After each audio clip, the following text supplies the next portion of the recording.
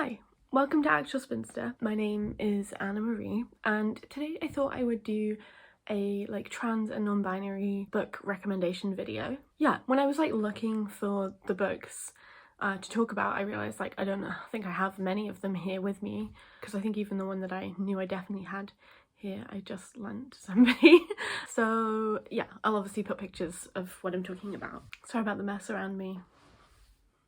Yeah, I'm just going to go through, and I also thought I might include at the end some kind of sort of honourable mentions in terms of gender non-conformity just stuff, because maybe some older stuff that I don't know, we'll see basically what I say, I guess. But yeah, so the first book is a book I have talked about before on this channel. I think I included it in my top 25 favourite books, and it is definitely one I'd love to reread, and that is Small Beauty by Jia Qing Wilson Yang. And it's a very sort of, I feel like it's a story that is very deep but also very sort of simple in a way, and it's about grief, and the main character is this Chinese Canadian trans woman, I think, and it's about her coming to terms with some grief about one of her family members who has passed away. And then it's just sort of a book about her life, and I think the way that it deals with relationships, grief, but also with conflict and kind of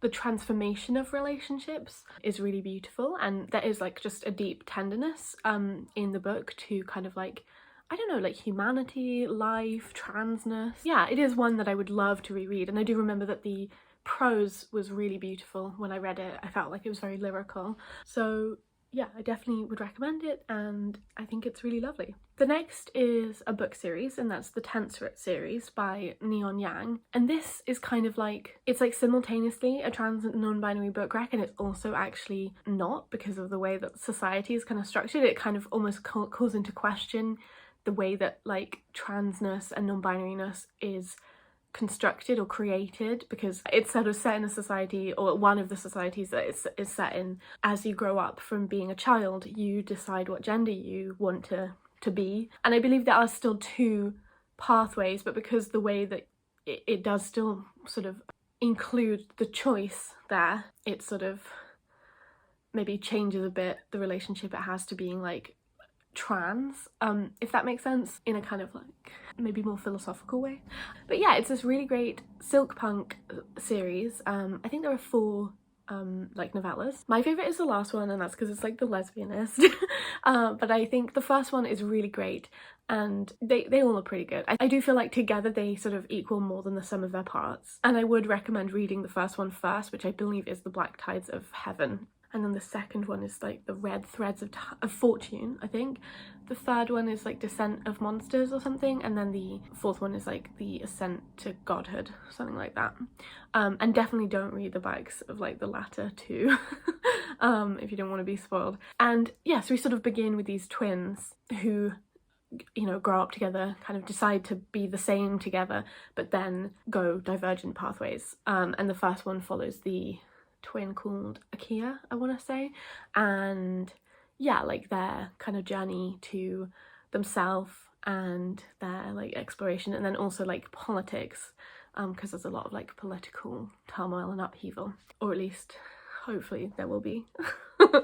Then we have Confessions of the Fox by Jordi Rosenberg, which is another one I have definitely talked about here, and this book is about kind of archiving and academia and capitalism, and yeah, definitely transness. It's one of those books where there's a narrative, and then around that narrative is a framing narrative. So in this case, it's that there's this academic, I think is the academic called Jack? I can't remember. And he finds a manuscript from the 1700s about this thief. Maybe the thief is called Jack.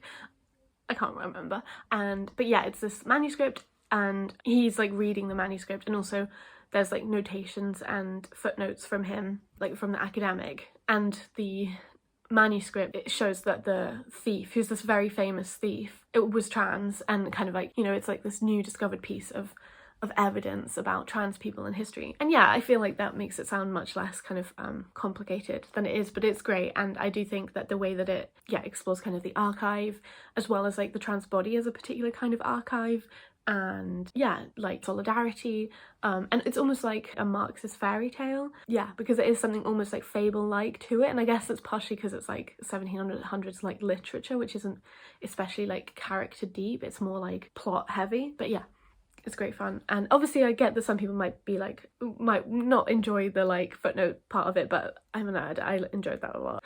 I feel like a lot of these books I have talked a lot about, because the next book is Lote by Schiller von Reinhold, which is obviously one of my favourite books of all time. In fact, I kind of match like the cover of my copy of Lote, although I would love some of the other like beautiful designs that have been coming out recently. And yeah, so Lote is about Matilda, who is kind of like searching for this like black modernist poet called Hermia Druitt, and yeah, she's like, Matilda is very interested in art and modernism, and she has these kind of transfictions which take hold of her in a sort of bodily and spiritual way, where she just becomes very attached to and obsessed with finding out about people's lives and learning as much as she can. And this is also a book that is very specifically about black queer history and about the erasure of like black art and black people from art history and from, you know, Europeanness.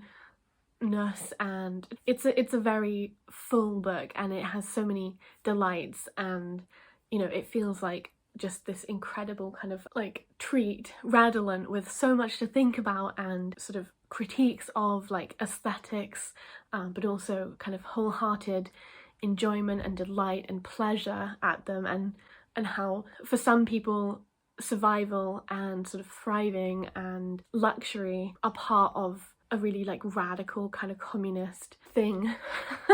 I don't know if that made any sense, but I love this book. I really would recommend it. I think especially if you want to read like political fiction, you know, you're like a communist or a leftist or whatever, and you're looking for some fiction that actually is deeply engaged in politics, rather than a kind of like reformatory liberal way, then I would really recommend this book. So the next book is a poetry collection, and that's Deep Wheel Orcadia by Harry Josephine Giles, and this is in the Orkney language, and then within the book there is also a smaller prose translation of the Orkney. So I did read both, but I can't speak or understand the Orkney language, so like, you know, I was understanding in full, or as full as I could get to understanding the poems in their original language, using the translation. But yeah, so this is like a sci-fi poetry collection where it kind of tells a story about Astrid, an art student who returns from Mars.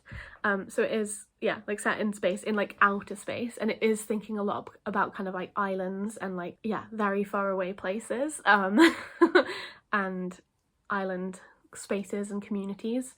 And yeah, and it's about Astrid, and she returns from art school and then meets another person called Darling, and it's kind of about their like love story, or like their connection with each other, but it's about a lot of other people too, and it's about home and friendship and care. And also I do think there is something really profoundly trans about it. I think I did say that last time I spoke about it, maybe in the way that it like cares, and maybe in the way that it takes up a sort of a completeness, or like a sense of allness together. I don't know, like an intentionality to that. Yeah, it's great. The next is The Subtweet by Vivek Shraya, which has like this great cover. Maybe it's just that like trans people have incredible taste, and that's why all of these books are like gorgeous. So yeah, The Subtweet is set in Canada, and it's about music. It's about these two magicians. It's about these two musicians, one called Rukmini and the other called Neela Devaki, I think. It's one of those books that like, I wouldn't say I loved it, but it has left me with like a lot of it still, and I think that I think about it way more than I thought I would when I was reading it, because it is kind of about friendship, and it's also about ambition and creativity and selfhood and self-love as well. And the sort of starting point is that Neela Devaki is like a musician, and she makes, you know, her own work, and she's doing okay. She's not like massively popular. And then Rukmini takes a song of hers and does a cover of it, and the cover gets like, you know, blown up. And it's kind of about like how that affects their like relationship, their friendship, whether they can be friends. And yeah, I really enjoyed it. I guess I think it's like really emotionally intelligent is the thing, and I feel like that's quite hard to like find in a lot of books where characters just do stuff and part of the reason they do stuff is for the plot and you're like, okay. Whereas both these characters feel very like emotionally intelligent, even if they also make mistakes or they also do things that they aren't proud of or whatever, you know? I think that's it.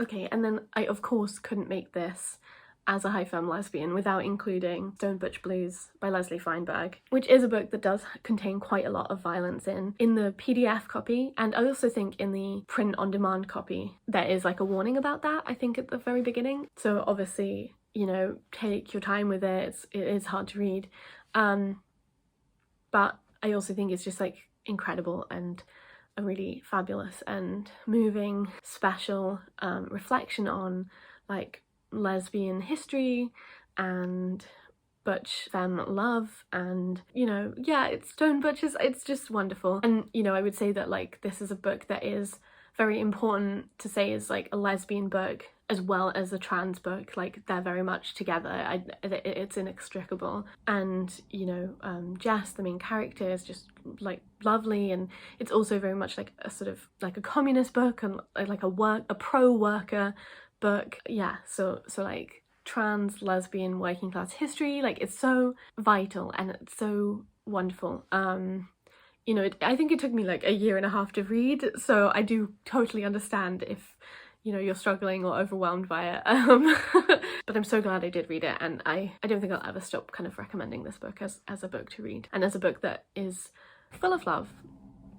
Okay, so for like the kind of more miscellaneous section, I actually thought I'd mention this book, which is Valentine Ackland, A Transgressive Life by Frances Bingham. I definitely think that you could sort of see Valentine Ackland as like a non-binary lesbian, or like in the kind of tradition of non-binary lesbianism. So I kind of, yeah, I just wanted to say that this is a memoir biography, and like Frances Bingham is butch, so it's also really nice that like she's writing about this sort of butch figure. Next is a book from the 1970s. Yeah, I think it was published originally in 77. And that's The Faggots and Their Friends Between Revolutions by Larry Mitchell, with some really gorgeous illustrations by Ned Astor, I think. And this is one where I as far as I remember, there isn't any specific language around transness or non-binariness, but it's very clear that some of the faggots included in this are like non-binary, and just the way that it approaches gender liberation, sexuality, dykehood, faggotry, like all of it is very trans, because these are fundamentally trans and queer subjects, you know, positions, liminal spaces, and it's a really wonderful piece of queer like history too to read. So yeah, I definitely would recommend it.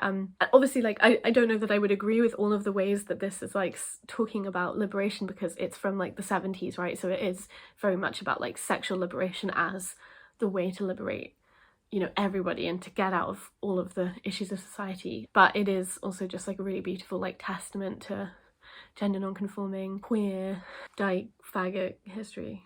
I would also include, I think this is also from the 70s as well, Woman on the Edge of Time by Marge Piercy in this section, because this is like a sci-fi book where there's like a time slip, and the main character Connie, she goes forward in time and kind of sees different futures, and in one of the futures the way that reproductive labour has been split up has been completely changed, and so there's lots of kind of like different sort of sex dimensions as well as like gender dimensions, you know, kind of like as a result of that, or like in tandem with that. And then, you know, some of the pronoun usage is different as well. I think people say like per and person, like per or purse, something like that, rather than like she or her. So it's definitely playing around with some like gender concept. I wouldn't say it's like massively trans and non-binary in the sense of being like on purpose like that. Not to say it's not intentional, but I don't know, I think there is like a bit of a difference, right? Like it isn't coming from a trans imaginary, it's coming from like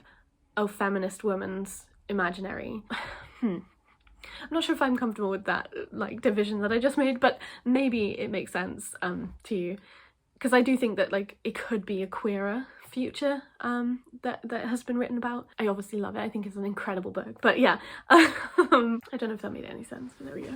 There are also 2 contemporary or like more recent books that I wanted to include in this section as well. One of them is Ali Smith's Girl Meet Boy, which I just think has like a really wonderful representation of dykehood in a way that feels like, I mean, like, can you be a dyke and be like really that cis? I don't think you can. This is just like a fun kind of like love story myth retelling that plays fast and loose with gender in a way that is very like dyke-ness. But it is also quite slight, like it's not giving you quite the same like depth as a lot of these other books. And then I was also thinking about like Larissa Lai and Larissa Lai's work as being quite kind of like gender non-conforming, like trans, or like you know, disembodied in a kind of interesting way. That would be Saltfish Girl and The Tiger Flew.